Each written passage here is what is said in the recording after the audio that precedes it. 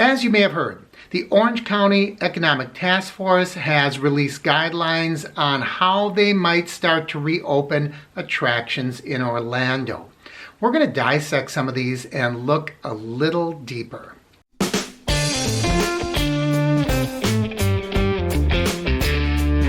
Welcome everyone, Mark here from the Average Me channel. If you are new to the channel, I'm going to ask that you click my face down there to subscribe. And don't forget to ring that bell icon so you know when I post new videos. Boy, interesting, exciting news hit. And I have a lot of the details right here. I'm going to not only share that with you, which you may have already heard at other sources, but we're really going to dig a little deeper and look at what does this really mean. These are the guidelines that have been released from the Orange County Economic Task Force. It's going to be how the parks are going to reopen, or at least how they might reopen. The language here is a little bit fuzzy. As I said, guidelines is the way it's worded, but in the exact same press release, it uses the words mandates. So I don't know, are these guidelines? Are these mandates? Well, let's look into it and we'll see what all of these things mean. The first draft of preliminary guidelines, boy, there is a lot of qualifying there. First draft, preliminary, and guidelines. It does also add the word mandates there. So don't get too caught up in thinking this is an absolute. It's not chiseled in stone just yet. And mandates for businesses reopening in Central Florida, including a phased approach to reopen theme parks that calls for larger parks to open at 50% capacity when they initially reopen the gates. So let's look at what some of these guidelines are. Mandates for large theme parks such as Disney, Universal, SeaWorld. They do have some other suggestions for the smaller places like Gatorland is an example they give. But for the most part, they're trying to encourage these same guidelines. All employees must wear face masks. Now that in itself, as you know, has already sparked a lot of controversy. We know there are limitations to what face masks actually do. They are supposed to be a one and done type thing because once you start breathing into them, they get the germs. We adjust them, we touch them. Now we have things on our fingers. They're not very effective because the virus can still penetrate, so it's more about preventing sneezing, coughing, that sort of thing. But it is something that they are suggesting that be used. Touchless hand sanitizer must be stationed at each ticketing entry turnstile. Wonderful. We know at Disney we have to touch every... Oh, did you see what I did here? Yeah, I know my wrist disappeared. I did that on purpose. I put one over here that you can see and one over here that you can't see. So I'm going to take this one off right now. I just wanted to do that so we could have a little bit of fun with the green screen. All right, back to business. The hand sanitizer is great because at Disney we use the fingerprint identifier. And so everybody in the world touches this. I will link to my Jermiest Places at Disney World video. It was kind of fun, but it was also kind of poignant because there are a lot of places that Disney encourages you to touch. Is that going to continue? Things I'm thinking about are, well, on the Winnie the Pooh ride when they have the honey wall that everyone touches. When you're entering Haunted Mansion and they have the bookcase and they have the tomb that everybody touches to play the music. Is all of that going to be restricted moving forward? The sanitizers are great ideas, but I wonder about all of those touchy things that exist throughout the park. Touchless hand sanitizer at each attraction entrance and exit. Temperature checks for staff prior to shift. And those staff members with a temperature over 100.4 are not going to be able to work that day. All employees with flu-like symptoms will be advised to stay home, wipe down all railings and surfaces after every use. Wow. Every use of handrails, that's going to be constant because handrails are used all the time. Think about the queues. Think about the monorail system. That's going to be an awful lot of work. That will be more than one full-time job at each station. Phase 1 is saying open up at 50% capacity. Phase 2, open up at 75% capacity. Now that's interesting to me as well. For a while, we have heard people making suggestions and surmising that it might just open to residents of Florida. And I don't see that. And I don't know if that's really going to happen because that's going to limit the hotel occupancy. Florida residents don't spend as much money in the parks. So we will see what happens there, but I don't see that being mandated here. And also, I wonder, when you take 50%, Disney has always given priority to their resort guests. So that's going to be interesting to see how that plays out.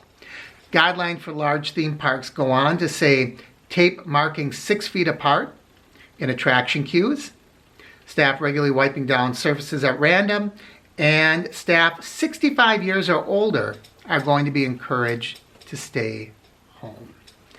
Now, I was watching, this came up in a couple of videos, but I specifically was watching Prince Charming Dev, and he said he did get a notification about his check-in for an upcoming stay at a Disney resort.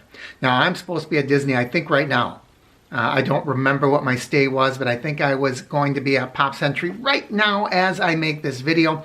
I pushed it off till September because I wanted to make sure the parks were up and running and all these systems were in place and all the attractions were going, so I wanted to hedge my bet. Does that mean I'm not going to be going back to Disney sooner? Not necessarily. But I digress. And Prince Charming Dev said that in the notification he got, they spelled some things out, and he was under the impression that I didn't get the email, so take this at face value, but I think he might have been wrong. He was under the impression that they were going to do away with face-to-face check-in at the counter, and everybody was going to have what they call direct-to-room service. What does direct-to-room service mean? That means you're going to get a notification that's going to explain to you how you can go straight to your room. What's your key? Your key is your Magic Band. Which Magic Band? Well, let's talk a little bit about this. All of us that already have Magic Bands that are connected to our account, any one of those bands will be able to get us into our room. For those of you who are new resort guests, prior to arriving at the resort, they will send you a Magic Band in the mail. You go online, you activate that, that'll be your key. So their thinking is that you can bypass the check-in procedure and when you get to the park, go directly to your room. Now, there are pros and cons to this. As many of you who watch my channel know, I travel extensively. And a lot of larger hotel chains already use this service. One that I use an awful lot is the Hilton chain. And with Hilton, they have the same thing. If I have the Hilton app, I can check into my hotel room using my cell phone. So my cell phone takes the place, in that case, of my Magic Band. So let me talk to you about the pros and cons of this. The pros are pretty evident. You can skip the line. That might be one of the biggest things. You can get right to your room. Now, there are some cons. When I check into Hilton, for example, I have diamond status with Hilton, and I like to check in regardless whether I have the electronic option or not. I like to check in at the desk because as part of my benefit of being a diamond member, I get a little goodie bag, and I like to get that goodie bag. And it has things like soft drinks and water and snacks and all of that, and if I don't check in personally, I miss out on that. The second thing that I miss out on, and this is really big, is getting a room upgrade. Now, in Hilton's case, that is often automatic, but I want to see the room I'm getting. I like to have that face-to-face contact. Now, I'm thinking specifically of the last time that I checked into Pop Century, and they had, as we were waiting in line to check in, they had some cast members going up and down the line with their iPads, or what seemed to be iPads, and they were able to check us in the line. But what I was able to do is ask, hey, can I get the 60s area? Because I personally think the 60s area is the best place to be at Pop Century. And she looked and said, well, let's see if this is available. Oh, you might have to go to the desk and ask them for that. So I said, okay, thank you. I went to the desk, and she did move me up. There was some availability. If you go directly to your room, you miss that opportunity. I don't want to be stuck in the 1990s. And I don't mean figuratively, although the 90s were not my favorite decade. I like the 60s because there's a lot of stuff. It's around the main pool, it's really close to the main building, and it's very close to the Skyliner. There's a lot of things, a lot of benefits to that. And if I check in, automatically I'm going to miss out on that. Now, what about the people that don't have their Magic Bands? I have dozens of them. Well, maybe dozens would be an exaggeration. I probably have 20. Sometimes if you're late to setting up your reservation or you forget to order your Magic Band online, you do not have this. So you're going to have to check in at the front desk anyway. So I think it was a misunderstanding to assume that they're going to completely eliminate desk check-in. For those guests, they're going to need it. Some guests are just not as savvy. They're not going to understand it. They'll watch the video, they still won't get it. They don't understand the resort. It's their first time there. They don't know the layout. I suspect that Disney is still going to have some people that are manning different entrances when people get off the Magical Express. They're going to be there to help them. The bell service people. I think they're still going to have a lot of people to direct and help and guide. Disney always does. But I doubt that they're going to completely eliminate the desk check-in. What else do they recommend here on my list? Room service will be to the door, meaning they're no longer going to push the cart into your room, set things up on a table. Where do you want this? They're probably going to knock on the door, say room service, and leave the tray outside your door. I don't like the idea of my food being on the ground. I have to admit, there's something about it when we are trying to talk about maintaining sanitized situations. Now you're going to take a tray of food and put it on the ground. There's something about that I don't like. Maybe they'll leave it on the cart. I don't know. Maybe I can meet them at the door and take it from them. We'll see how that room service to the door works. Housekeeping on request. Now, a lot of hotel chains have that as well. A lot of hotel chains, what they do is they will give you bonus points, or maybe they'll give you for each night that you don't use room service, or housekeeping, they might give you $10 to apply to their restaurant or whatever. Some places just say, for the good of the earth, do this. Well, you know it's for the good of their bank account too, because each room they don't have to service, they save money. So I don't quite understand that one, because to me, in an effort to maintain more sanitary conditions, you are going to clean the rooms less often. I don't see the logic there. I suspect they're still going to allow you to exchange towels as needed, even if you don't get the full housekeeping service. Me, I'm going to be opting to get the housekeeping service. It's one of the things I like about staying in hotels. It's one of the benefits that I like about being at a resort. When you don't get that service, I kind of feel like, why am I bothering to be at a Disney hotel if I'm not getting those extra little perks? What I do wonder about when I'm looking at things like housekeeping is if they are going to eliminate the communal soap and shampoo and conditioner. It's always been one of those things that's kind of given me the willies. I just don't like it when I see that in hotels.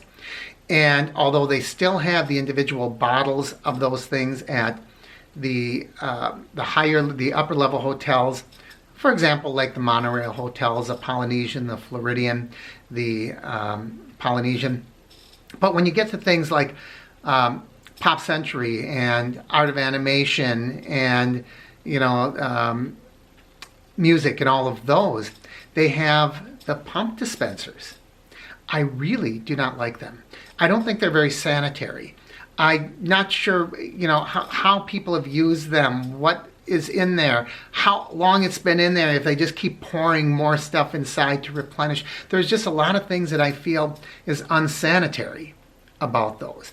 I would like to see those go. I think every hotel guest deserves a fresh bar of soap and fresh shampoo and those sundries every day of their stay. And if it means I have to pay $3 more, so be it. No coffee makers, glasses, ice buckets are going to eliminate those from the rooms. Coffee makers are another one of those things that I never felt real comfortable with. The Keurig coffee makers I feel a little better with, but once again, although this is kind of creepy thinking, I don't know what people are putting in there. I don't know what they're dumping in those coffee makers. I've used those in hotels. Usually what I do is I run 1 or 2 glasses of fresh water through and empty it out before I actually run my coffee. But that's telling me something. If Disney does not want to keep the coffee makers in there, are they recognizing there's something unsanitary about their coffee machines? So there goes your morning cup of Joffrey Joe. Do I like it? Don't I like it? I don't know. I don't use a coffee maker that much, but it sure is nice to have that in-room coffee when you want it. The thing that does kind of surprise me is the whole ice bucket and glasses are going to be gone. I suspect they might still have the individual plastic wrapped type of glasses.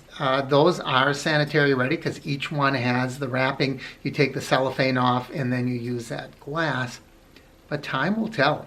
Those are the things that we are seeing right now, and that's kind of my deeper analysis of, was it good? Was it bad? How are people going to take these changes? I, for one, am pretty excited about the prospect of the parks reopening, specifically Disney, as I am an annual pass holder.